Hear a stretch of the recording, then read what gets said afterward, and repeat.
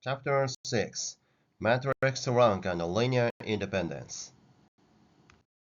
Matrix rank and linear independence are the backbones of solving systems of linear equations and data analysis by machine learning. Matrix rank represents the maximum number of linearly independent rows or columns in a matrix. Linear independence is a property of vectors that determines whether one vector can be expressed as a combination of others. In this chapter, we will explore the definitions and characteristics of these concepts deeper and understand how these concepts will be applied to real-world problems in data analytics. Section 1. Matrix rank. In this section, we will explore what matrix rank is and what are row echelon form and reduced row echelon form. The rank of a matrix is the maximum number of linearly independent rows or columns in the matrix. It represents the dimension of the vector space spanned by its rows or columns. Also, it is a measure of the matrix's non-redundant information or the degree of linear independence among its elements. The row rank of a matrix is the maximum number of linearly independent rows, and the column rank is the maximum number of linearly independent columns. An important property is that the row rank and column rank of a matrix are always equal, which is simply referred to as the matrix rank. A matrix is said to have full rank if its rank is equal to the smallest dimension of the matrix. The dimension is either the number of rows or the number of columns. For M by N matrix, if M is smaller than or equal to N and the rank is M, the matrix has full row rank. If N is smaller than or equal to M and the rank is N, the matrix has full column rank. If a matrix does not have full rank, it is considered to have reduced rank. This means there are fewer linearly independent rows or columns than the total number of rows or columns.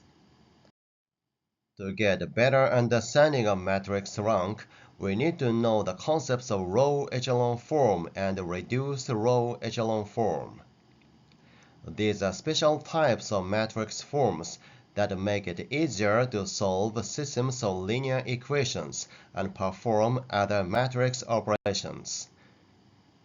These forms help to simplify matrices by using row operations. Let's explore them one by one. We can say a matrix is in row echelon form if it satisfies the following conditions. First, 0 rows are at the bottom of the matrix. Second, leading entry of each non-zero row is 1, and it appears to the right of the leading entry of the row above it. Third, all entries in the column below a leading entry are 0. Let's explore the first conditions, 0 rows are at the bottom of the matrix, in detail. These two matrices are examples of row echelon form. A 0 row refers to a row in which all the elements are 0. A non-zero row refers to a row in a matrix that contains at least one element that is not 0. The first condition says that if the matrix has any rows that are entirely made up of zeros, these rows must be placed at the bottom of the matrix. 0 rows should never appear above non-zero rows in the matrix.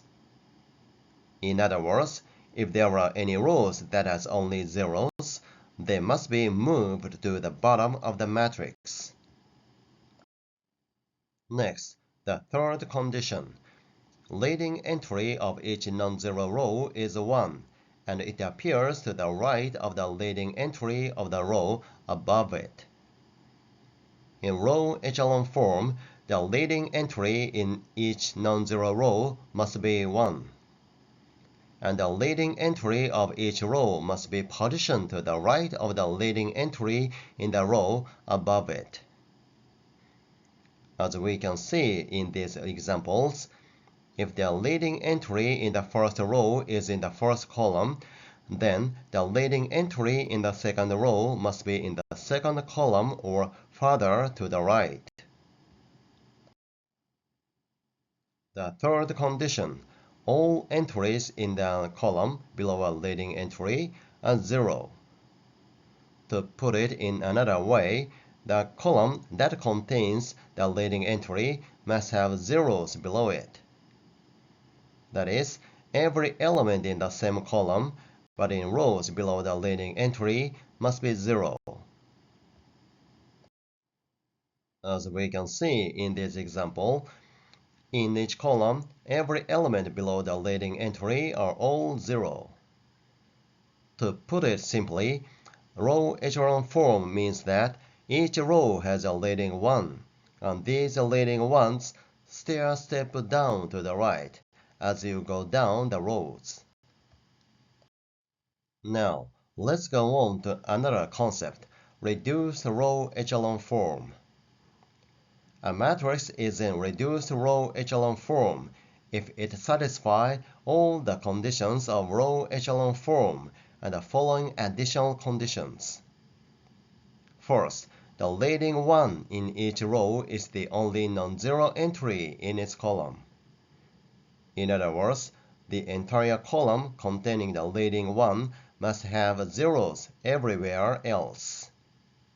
Second, each leading 1 is the only non-zero entry in its row. Thus, reduced row echelon form is a more reduced form compared to row echelon form, where every leading 1 is isolated, and every column containing a leading 1 has all other entries as 0. This matrix is in reduced row echelon form. Let's summarize the key differences between row echelon form and reduced row echelon form. Reduced row echelon form has stricter conditions than row echelon form. Row echelon form allows for non-zero entries below the leading ones, whereas in reduced row echelon form, all other entries in the columns of a leading 1 must be 0.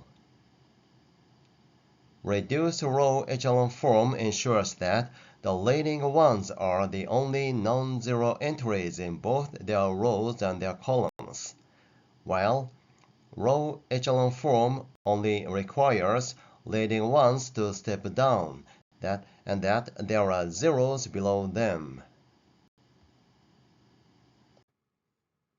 Thank you for watching. Please thumbs up and subscribe to my channel.